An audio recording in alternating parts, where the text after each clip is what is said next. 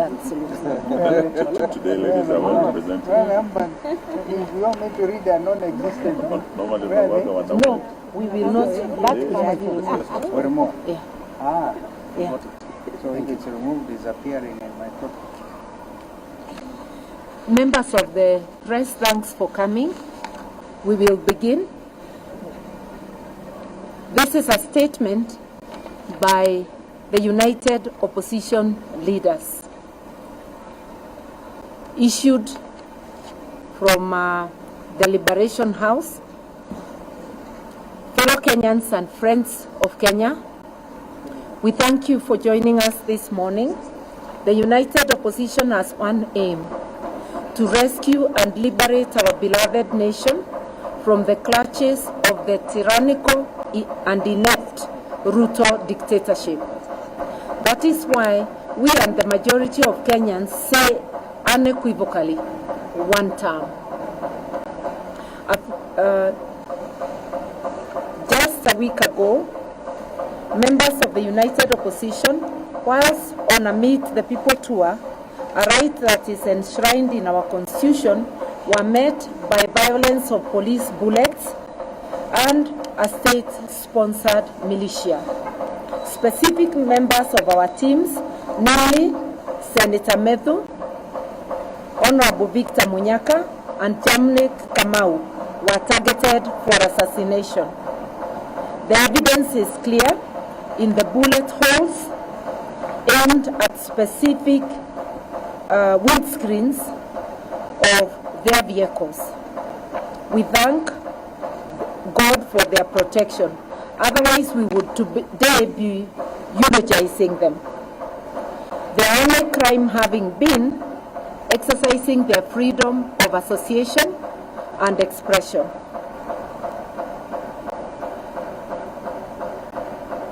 We will not tire from reminding the Ruto administration that freedom of movement, expression, and association are among the fundamental rights guaranteed in our Constitution and in the African Charter on Human and People's Rights, as well as on the International Covenant on Civil and Political Rights. On Tuesday this week, after the Halloween attack, the United Opposition presented irrefutable evidence to the Independent Policing Oversight Authority, IPOA, on this criminal assault and attempted assassination of our leaders. We expect IPOA to treat this evidence with a grave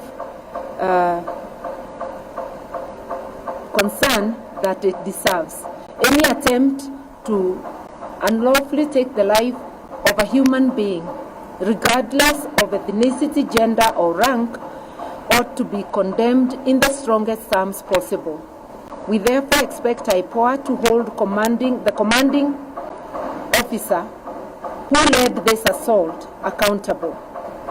The Inspector General of Police, Douglas Kanja, and Interior Cabinet Secretary, Kipchumba Murkomen, must be held accountable. The buck stops with them. We can no longer allow the brazen criminal acts and subversion of the rule of law to continue because of orders from above. We are saying enough is enough. We have heard Ruto saying enough is enough, but we remind him as an employee, you can never tell your employer enough is enough. You can only pack your bags and go. We are his employers. We are telling him enough is enough. This has to stop. He cannot create a Haiti-like militia in Kenya to destroy the peace and tranquility that we have been having. Fellow Kenyans, our country is ailing. Some even say it is at war with itself, not because of the global recession or pandemic, but because of an epidemic called William Samoei Ruto. The instruments of power are in the hands of a person who simply doesn't care for the well-being of the citizens he purports to govern. For instance, we are aware of a cargo of 25,000 metric tons of sugar that recently landed in our port at Mombasa. This sugar is already on its way to Western Kenya, to a Western Kenya sugar factory to be repackaged and sold to Kenyans. Yet, it was condemned as unfit for human consumption in its country of origin. That it has been cleared quickly and is now headed to be distributed in this country shows the heartlessness of this regime. They have made money their god. We demand that these consignments already earmarked as publicly condemned be earmarked as publicly condemned and destroyed immediately, so that it is not used to poison Kenyans. I will let one of our youth read the rest. Thank you. Thank you so much. My name is Ken Babu, and I proceed. Fellow Kenyans, this is a criminal regime that not only resorts to willful violence against its people, but resorts to physically harming its populace unfit for public consumption of goods, but also attempts to limit its people by willful and defunding education, which is a right. Just a week ago, the Cabinet Secretary for Finance, John Mbadi, publicly declared that Kenya can no longer sustain free primary and secondary education. The proposed cuts to capitation and demand that Kenyan parents pay more for the education is an affront to Constitution, having been entrenched in Article 43(1)(f), which guarantees the rights to education for everyone, while Article 53(1)(b) specifically ensures every child's right for free and compulsory basic education. Hence, defunding education is not only insensitive but unconstitutional. We implore us to reason to these words of Abraham Lincoln, and I quote, "Do not interfere with anything in the Constitution.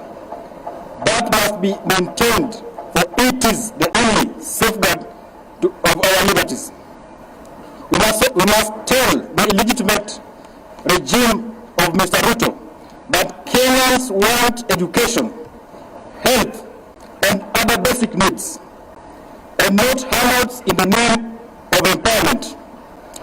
And therefore, we all agree that having Mr. Ruto as the Kenyan president today is one of the most historical mistakes that ever happened in this country.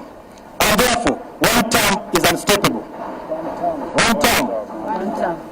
Another one? Yeah. It will be finished by 6. Honorable. The lady. Sana lady. No, Let's have a lady. it's gone. Ndio ya mwisho. We can have a lady. Okay. Under Ruto's torrid regime, our beloved country has in under 3 years, we have been subjected to socio-economic and emotional assault as the people of Kenya, which is illegal, unconstitutional, and criminal in every form. This is not speculation. We repeat, this is a fact. Their first and only qualifying modus operandi is theft, destruction, and death as the Ruto state-governed policy.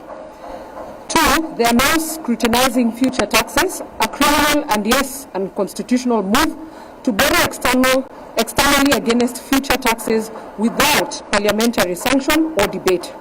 It is not only a similarly crude betrayal of public trust, but also a direct violation of the Public Finance Act.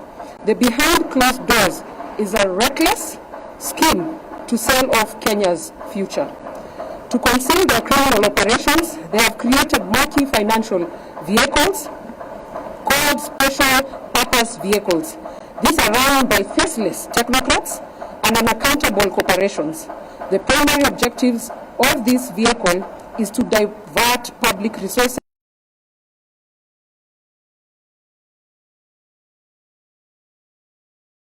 highlight robbery.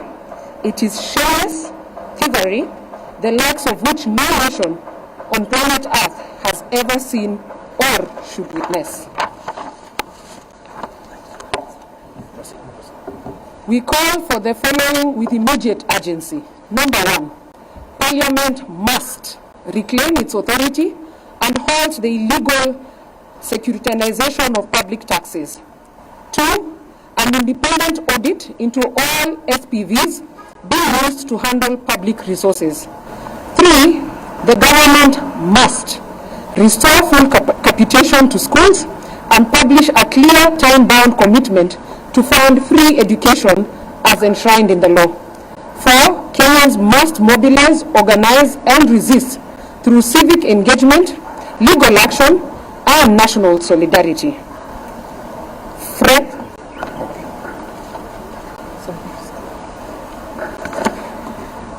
Yeah, it was resolved that one of us should do the conclusion, but of course we'll be taking the necessary questions. This is very brief. Friends of goodwill, as the united opposition, we will not be silent as our country is auctioned. We will not bow down to intimidation. We will not allow the proliferation of fake news and propaganda to define our time. We will not allow a nation built on liberation to be destroyed by deception. Mr. Ruto, together with your team, you're on borrowed time. Hashtag one term is not just a reality, it is an eventuality. May God bless our Republic, Kenya. Thank you. One term. One term. You can take the question. Yeah, one term. We can take the question. If there is any, and you can actually observe our inclusive nature of presentation. We will not leave the youth behind, and we will not leave the women behind.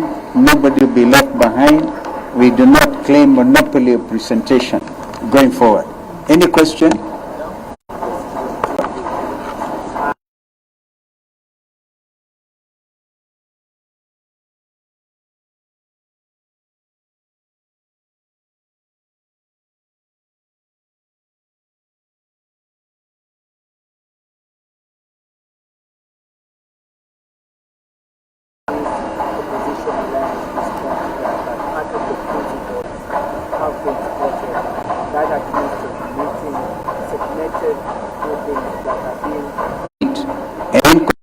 Any segment of the Kenyan community without being branded divisive. Absolutely no. We are not a divisive thing, and I think our sister was on one such trip in the States. If that's what you're referring to, I think mother should handle that. We have already said in our statement, a desperate regime resorts to... There's no place on earth I know where you call a meeting and only certain people come. When it's a public meeting, everybody was there. So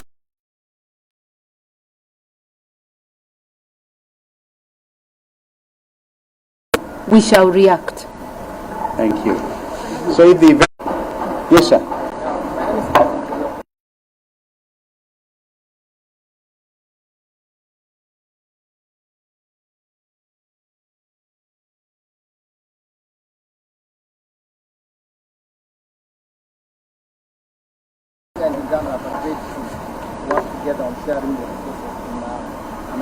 Some of us are very clear. We have stood, I can tell you very authoritatively, when I chaired the first ministerial commission to revitalize East African community. And it went on now to build on the mistake we made in 1977 when we killed East African community. Now we are fully back on East African community situation. So some of us stand for borderless East Africa and the rights of establishment. The parliament sitting in Arusha should be able to quickly deliberate on some of these things. So if you look at it that way, does it matter which side of the lake is Megigo Island? Doesn't really matter, because we want to see a borderless East Africa where professionals can have rights of establishment in Kampala, in Dar es Salaam, in Kigali, in Juba, in Nairobi. That is the vision. So this other one is, in my view, permit me to say, a bit narrow-minded. Also add and say this. It is very well for Uganda and Kenya to agree on Migingo. Any agreement, we have not forgotten. We are still focused on the criminal acts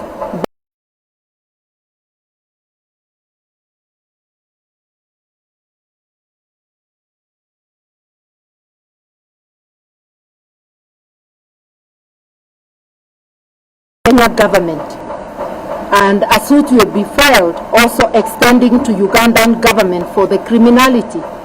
We have not forgotten the cross-border abduction of Mwambie.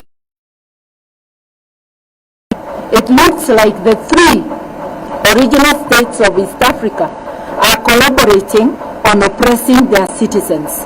We want to hear their voices telling us whether they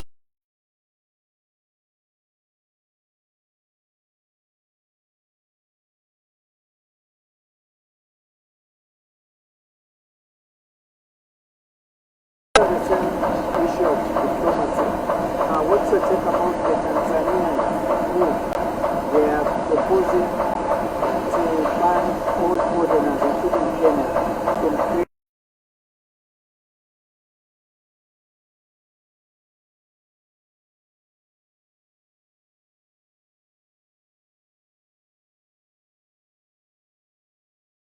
You cannot think of free movement of goods and services without talk about businessmen and women.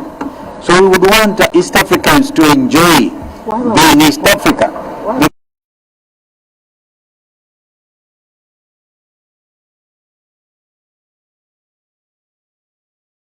Now in Uganda, in Kigali, or in Bujumbura, then you have to be restricted. No, the longer term vision of integration incorporates a situation.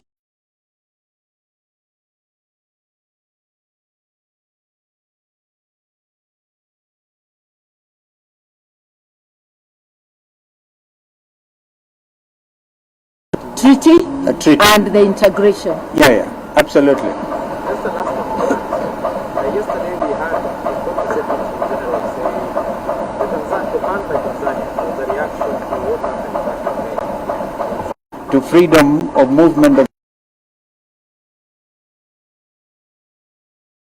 a Kenyan advocate or senior counsel like Mother going to represent a client in Dar es Salaam Or observe. or observe in an event. That I had actually successfully observed Tundu Lissu's case on the 24th of April. But I issued a, it will become just a debate on East Africa. The other And yet our mind is on capitation. and attempted When are you announcing that fair?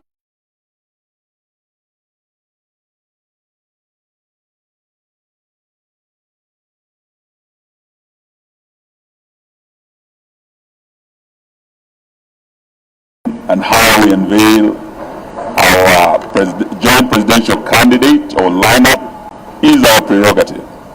We will do so as and when we decide to. Sometimes next year, that will be our secret weapon.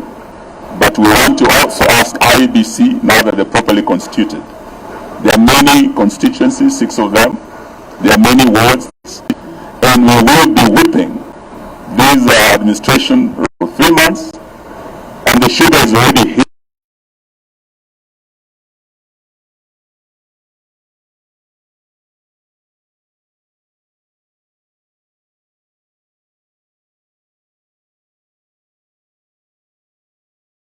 this rice and provide market.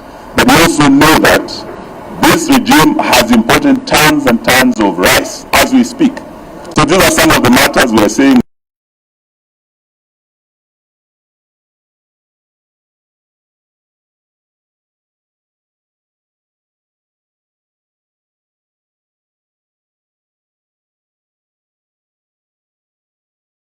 I want to